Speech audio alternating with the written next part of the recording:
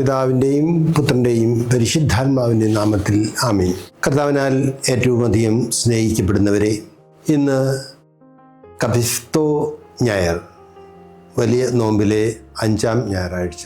ഇന്നത്തെ നമ്മുടെ വിചിന്തനത്തിനും ധ്യാനത്തിനുമായിട്ടുള്ള സുവിശേഷ ഭാഗം വിശുദ്ധ ലൂക്കോസിൻ്റെ സുവിശേഷം 13-ാം അധ്യായം 10 മുതൽ 17 വരെയുള്ള വാക്യങ്ങളാണ്. ഇവിടെ യേശു കൂനിയായ ഒരു സ്ത്രീയെ സുഖപ്പെടുത്തുന്നു. യൂദയായിലാണ് ഈ സംഭവം നടക്കുന്നത്. ഒരിക്കൽ യേശു സിനഗോഗിൽ പ്രസംഗിച്ചു കൊണ്ടിരിക്കുകയാണ്.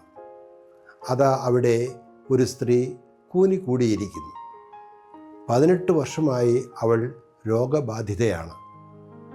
യേശു അവളെ കണ്ടപ്പോൾ മനസ്സലിഞ്ഞ് അരികിൽ വിളിച്ച് അവളുടെ മേൽ കൈകൾ വെച്ച് പറഞ്ഞു, സ്ത്രീയെ, നിന്റെ രോഗത്തിൽ നിന്നും നീ മോചിക്കപ്പെട്ടിരിക്കുന്നു. തൽക്ഷണം അവൾ നിവർന്നു നിന്ന് ദൈവത്തെ സ്തുതിച്ചു. ഇനി ഈ സുവിശേഷത്തിൻ്റെ വിചിന്തനത്തിലേക്ക് നമുക്കൊന്ന് കടന്നു ചെല്ലാം. ഒന്നാമതായി, കൂനിപ്പോകുന്ന മനുഷ്യാവസ്ഥ നമ്മൾ കണ്ടുമുട്ടുകയാണ്. മനുഷ്യൻ്റെ ശാരീരിക കൂന് മനസ്സിനെയും വ്യക്തിത്വത്തെയും കുനിച്ചു കളയും.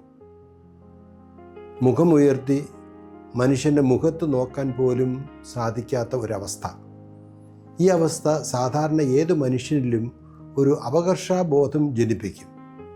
അത് അവൻ്റെ മാനസിക ആധ്യാത്മിക തലങ്ങളെയും ബാധിക്കാൻ സാധ്യതയുണ്ട്.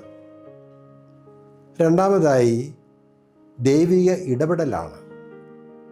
കഴിഞ്ഞ 18 വർഷങ്ങളായി ഒരു വൈദ്യനും ചികിത്സിച്ച് ഭേദമാക്കാൻ സാധിക്കാതിരുന്ന ആ സ്ത്രീയുടെ രോഗം ഒരു പ്രവാചകൻ പൊടുന്നനെ സുഖമാക്കിയെങ്കിൽ അതൊരു ദൈവിക ഇടപെടൽ അല്ലാതെ മറ്റൊന്നുമല്ല. അതുകൊണ്ട് തന്നെ തന്നെ സ്പർശിച്ച് സുഖപ്പെടുത്തിയ ദൈവത്തെ അവൾ നിവർന്നു നിന്ന് സ്തുതിക്കുകയാണ് ചെയ്യുന്നത്. മൂന്നാമത്തെ ചിന്ത സാബത്ത് ലംഘനത്തെക്കുറിച്ചാണ്. സാബത്ത് ആചരിക്കുക എന്നത് യഹൂദ നിയമവും പാരമ്പര്യവുമായിരുന്നു. ദൈവത്തിന് നിരക്കാത്ത പ്രവൃത്തികളായിരുന്നു നിയമത്തിൽ സാബത്ത് ലംഘനമായി പറഞ്ഞിരുന്നത്. എന്നാൽ ദൈവത്തിൻ്റെ കരുണയെക്കുറിച്ച് ഇതിൽ അധികം പ്രതിപാദിച്ചിരുന്നില്ല. അതുകൊണ്ടാണ് പല യഹൂദ പാരമ്പര്യങ്ങളെയും യേശു ചോദ്യം ചെയ്തതും. യേശു തമ്പുരാൻ തൻ്റെ തന്മയത്വത്തോടെ പല പാരമ്പര്യങ്ങളെയും പൊളിച്ചടുക്കി. അവർക്ക് സാബത്തിലെ രോഗശാന്തി സാബത്ത് ലംഘനമായിരുന്നു.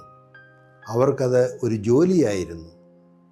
എന്നാൽ യേശു തമ്പുരാനെ സംബന്ധിച്ചിടത്തോളം അത് ഒരു ദൈവിക ഇടപെടൽ ആയിരുന്നു.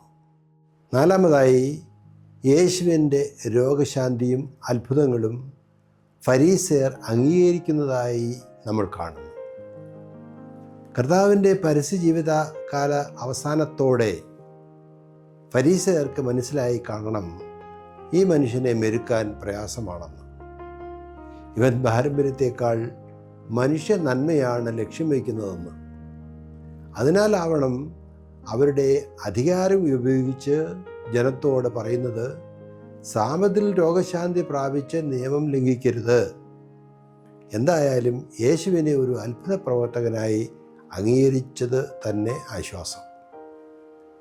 ഇതിൽ നിന്നും നമുക്ക് ലഭിക്കുന്ന ചില ജീവിത പാഠങ്ങളിലേക്ക് കൂടി നമുക്കൊന്ന് ഇറങ്ങിച്ചെല്ലാം. ഇന്ന് ക്രിസ്തീയ ജനം അവരുടെ ആത്മീയ ജീവിതത്തിൽ കൂന് ബാധിച്ച ഒരു ഗണമാണ്. ഈ കൂനുകൾ ഏതെല്ലാം തരത്തിലുള്ളതാണ് എന്ന് ഒരു പരിശോധന നടത്തുന്നത് നല്ലതാണ്. ആദ്യമേ തന്നെ മനുഷ്യനിലെ മനുഷ്യത്വത്തെയും മാനുഷിക ആവശ്യങ്ങളെയും പരിഗണിക്കാതെ ആത്മീയ കാര്യങ്ങൾ അവരിൽ അടിച്ചേൽപ്പിക്കാനുള്ള മനുഷ്യൻ്റെ പ്രവണത. രണ്ടാമതായി, ഇന്നത്തെ മനുഷ്യൻ്റെ ഉള്ളു തുറന്ന് ഒന്ന് പ്രാർത്ഥിക്കാൻ ആതെയുള്ള പള്ളിയിൽ പോക്കും പ്രാർത്ഥന കഴിക്കലും.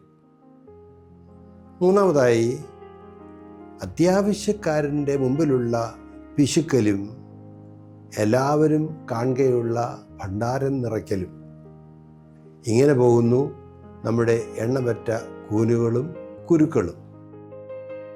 ക്രിസ്തീയ ജീവിതത്തിൽ ക്രിസ്തുവിനോട് ചേർന്ന് നിന്ന് യഥാർത്ഥ ക്രിസ്തീയ ജീവിതം നയിക്കാൻ സുവിശേഷത്തിലെ കൂനിയായ സ്ത്രീ ഇന്ന് നമ്മെ ആഹ്വാനം ചെയ്യുന്നു. ദൈവം നമ്മെ അനുഗ്രഹിക്കട്ടെ. പിതാവിൻ്റെയും പുത്രൻ്റെയും പരിശുദ്ധാത്മാവിൻ്റെ നാമത്തിൽ ആമേൻ.